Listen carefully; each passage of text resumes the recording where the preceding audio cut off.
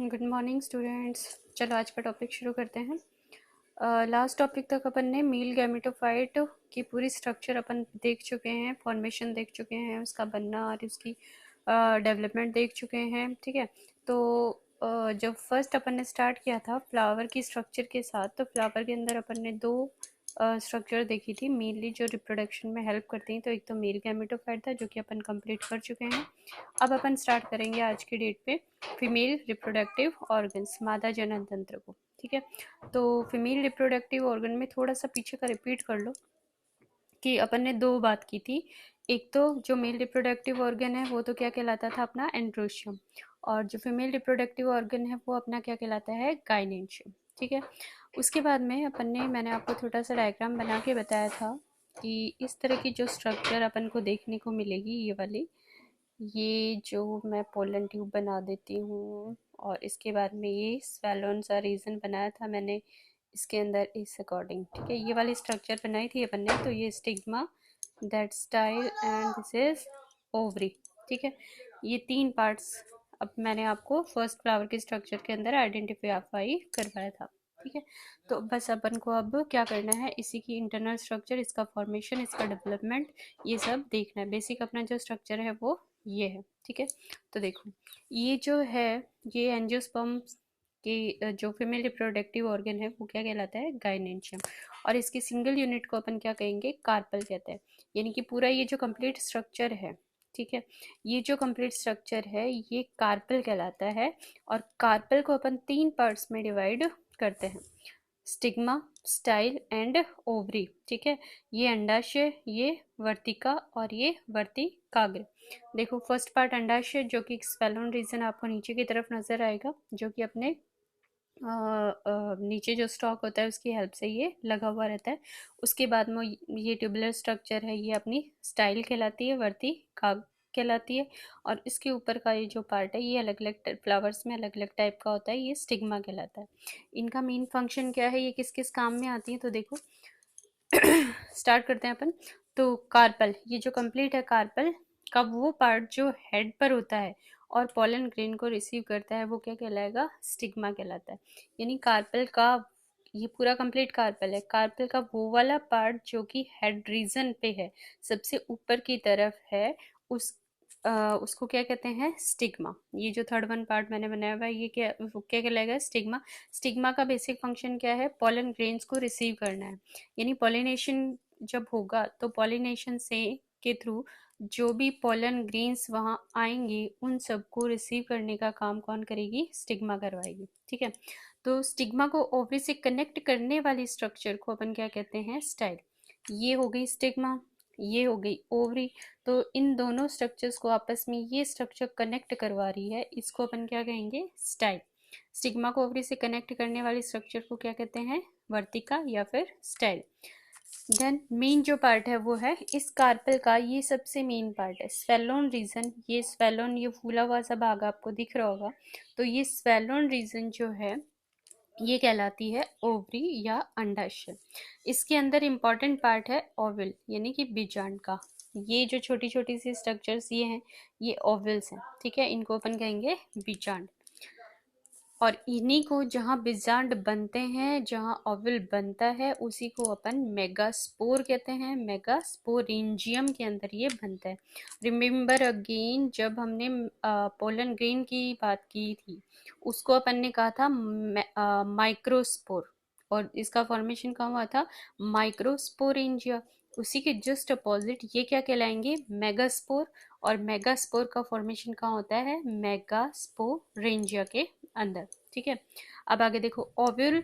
Ovary में एक या एक से ज़्यादा ओव्यूल प्रेजेंट होते हैं जो कि प्लेसेंटा से जुड़े हुए होते हैं। एक या दो ज़्यादा ओव्यूल से सारे प्रेजेंट है, ये आपस में जिस भी स्ट्रक्चर से अटैच है उन सबको कहेंगे अपन प्लेसेंटा या बीजांडासन। ठीक है, उसके बाद में स्ट्रक्चर ऑफ ओवल की बात करते हैं, मेगास्पोरेंजिया। आई थिंक आपको ये तीनों पार्ट्स जो हैं वो ढंग से क्लियर हो गए होंगे, कई बार बात भी की हुई है इनके बारे में। अब इनकी बात करते हैं कि इसकी स्ट्रक्चर कैसी है। ठीक है, यानी कि ये सारे स्ट्रक्चर्स की बात नहीं करनी, अपन को इसके स्ट्रक्चर की बात करनी है। तो इस स्ट्रक्चर की बात कर लेते हैं। देखो एक डायग्राम मैं आपको दिखा देती हूँ। ये डायग्राम आपको बुक में भी मिल जाएगा, एज इट इज़ बना हुआ मिल जाएगा। हो सकता है कुछ डिफरेंट नज़र आ जाए, कोई दिक्कत नहीं है, सेम ही डायग्राम है। तो ये है अपने एक एनाट्रोपस ओवल की स्ट्रक्चर, यानी कि ये अपना एक एनाट्रोपस, एनाट्रोपस मीन्स उल्टा होता है। उल्टे का मतलब ये जिस भी पोजीशन पे है वो अपनी पोजीशन से 180 डिग्री सेंटीग्रेड तक घूम जाता है, यानी जस्ट अपोजिट हो जाएगा इस तरह से मूव करके, इसलिए इसको एनाट्रोपस ओवल बोला जाता है। और ये जो एनाट्रोपस ओवल है ये 80% एंजियोस्पर्म के अंदर इसी टाइप की स्ट्रक्चर अपन को देखने को मिलती है, इसलिए अपन इसकी स्ट्रक्चर मोस्टली इसी की स्ट्रक्चर पढ़ने में आती है। अब मोस्टली का सीधा सा मतलब है क्योंकि 80% एंजियोस्पर्म में ये देखने को मिल रही है तो वो ऑब्वियसली सारे हो ही गए। ठीक है, तो ये स्ट्रक्चर देखो आपको ये नज़र आ जाएगी। इस स्ट्रक्चर के अंदर अपन को पार्ट टू पार्ट इसका डिस्क्रिप्शन देखना है। ठीक है, तो पार्ट टू पार्ट मैं आपको थोड़ा सा बेसिकली वैसे बता देती हूँ। देखो, सबसे ऊपर आपको चिलाजा नज़र आ रहा होगा, इसके जस्ट अपोजिट में आपको ये माइक्रोपाइल नज़र आ रहा है। ठीक है, तो ये तो दो मेन पार्ट हैं। अपन बाहर से स्टार्ट करते हैं। इस कंप्लीट स्ट्रक्चर को क्या बोलते हैं? ये कंप्लीट जो स्ट्रक्चर है ये ओवल की स्ट्रक्चर है। इस स्ट्रक्चर के चारों तरफ आपको कुछ दो तीन सी लेयर्स नज़र आ रही होंगी। ठीक है, ये लेयर्स सारी क्या हैं? तो ये लेयर्स तो इसकी आउटर कवरिंग है। देखो, 1 2, 1 एंड 2। ठीक है, ये कवरिंग है, प्रोटेक्टिव लेयर्स हैं, इनको इंटेग्यूमेंट के नाम से जाना जाता है। इनको किस नाम से जानेंगे अपन? इंटेग्यूमेंट। इंटेग्यूमेंट का मतलब होता है अध्यावरण। ठीक है, कहीं पे आपको लिखा हुआ दिख जाएगा, ये देखो, ये इंटेग्यूमेंट्स हैं। ये फर्स्ट और ये सेकंड, मतलब ये इनर इंटेग्यूमेंट एंड ये आउटर इंटेग्यूमेंट। दोनों इंटेग्यूमेंट जो हैं आउटर लेयर बना रही हैं, प्रोटेक्टिव कवरिंग बना रही। किसकी प्रोटेक्टिव कवरिंग? तो ये न्यूसेलस, और न्यूसेलस के अंदर अपना ओव्यूल स्ट्रक्चर है।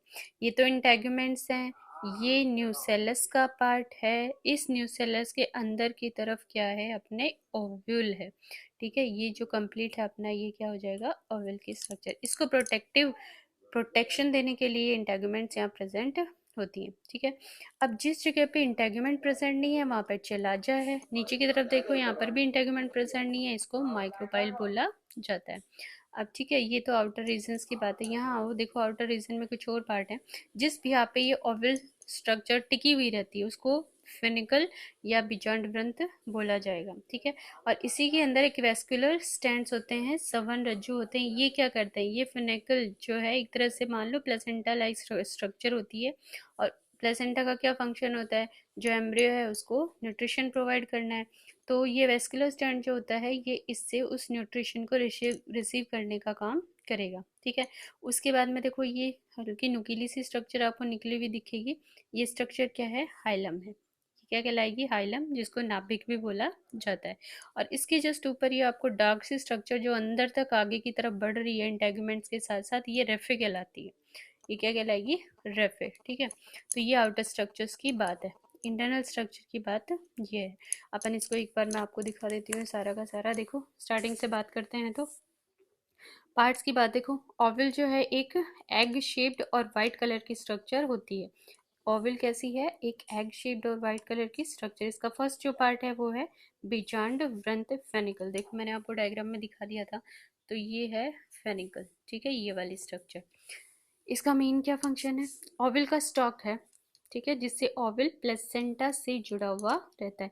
स्टॉक यानी कि एक ऐसा बेस देने का काम कर रहा है जिसकी वजह से ये जो स्ट्रक्चर है अपनी किसके साथ जुड़ी हुई रह जाएगी? ये अपनी कंप्लीट जो ओवल है वो उसको एक स्टैंड मिल जाएगा।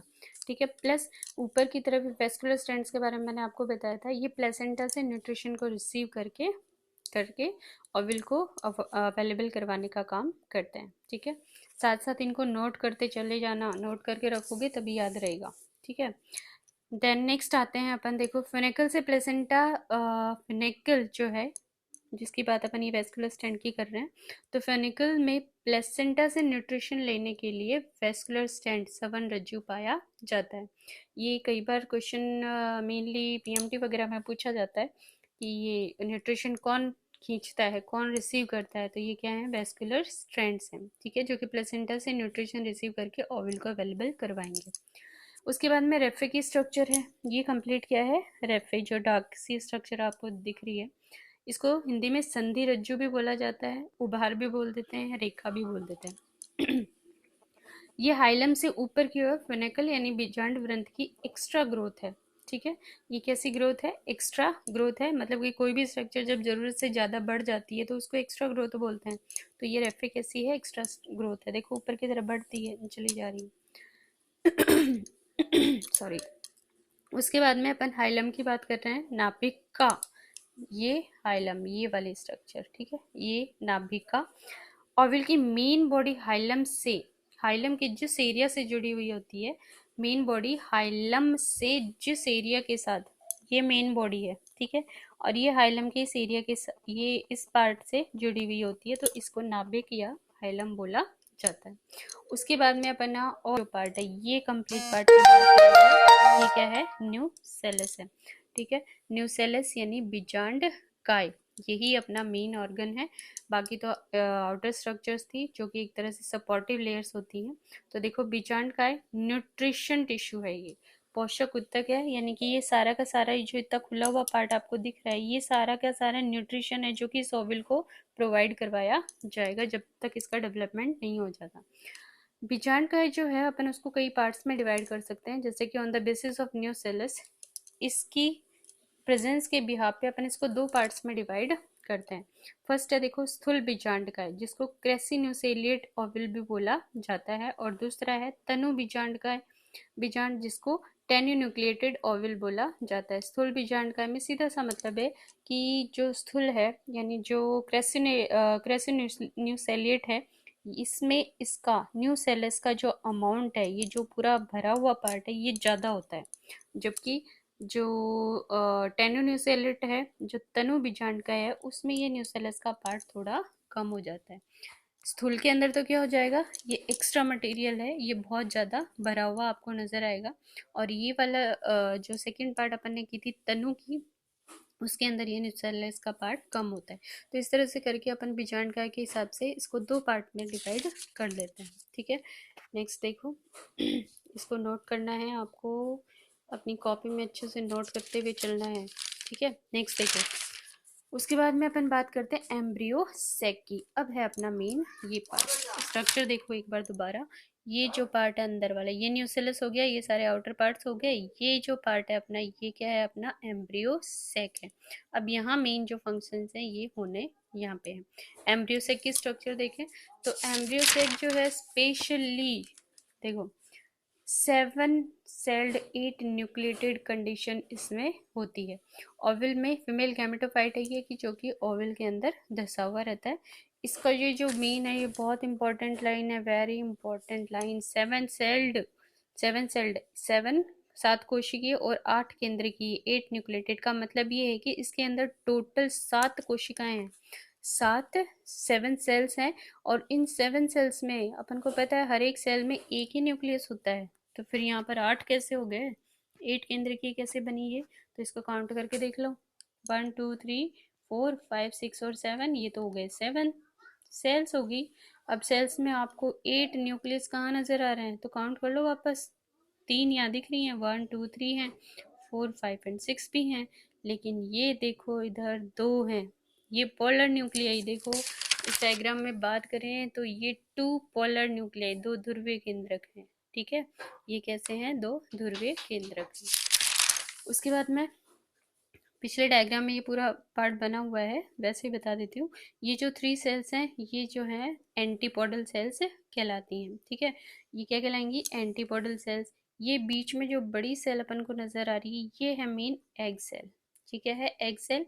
और ये जो 2 सेल इसके साथ में जुड़ी हुई हैं, ये सिनरिज्ड सेल्स कहलाती हैं। क्या कहलाएंगी? सिनरिज्ड सेल, जो कि एग सेल में फर्टिलाइजेशन हो जाने के बाद में इसको न्यूट्रिशन प्रोवाइड करके इसकी ग्रोथ में मदद करवाएंगी।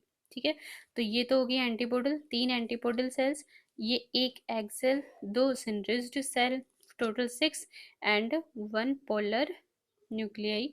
एक न्यूक्लियस है, 1 पोलर न्यूक्लियाई, जिसके अंदर 2 न्यूक्लियस हैं, जिसके अंदर कितने न्यूक्लियस हैं? 2। इस हिसाब से सेल्स तो हो जाती हैं अपने पास 7, लेकिन न्यूक्लियस कितने हो जाते हैं? 8। इसलिए इसको क्या बोला जाता है? 8 न्यूक्लिएटेड। बहुत इंपॉर्टेंट लाइन है, याद रखना है इसको। ठीक है, देन आगे चलो, जो आउटर पार्ट की अपन ने बात की थी इंटेगुमेंट, उसके बिहाफ पे अपन इस एम्ब्रियो सेक को 3 पार्ट्स में डिवाइड कर सकते हैं। कैसे? देखो, इंटेगुमेंट अपन ने जो बेसिकली जो डायग्राम एनाट्रोपस ओवल का बनाया हुआ है, उसके अंदर अपन ने 2 इंटेगुमेंट्स की बात की है, एक इनर इंटेगुमेंट और एक आउटर इंटेगुमेंट। तो देखो, उस बिहाफ पे अपन उस इंटेगुमेंट के तो क्या कहेंगे, बाईटैगमिक। जिन एम्ब्रियो सेक के चारों तरफ 2 इंटेगुमेंट प्रेजेंट होती है, कितनी? 2। उन ओवल्स को या फिर उन एम्ब्रियो सेक्स को बाईटैगमिक ओवल कहते हैं। ठीक है, जिनके चारों तरफ सिर्फ एक इंटेगुमेंट हो वो यूनिटैगमिक, एक अध्यावरणी कहलाएगा।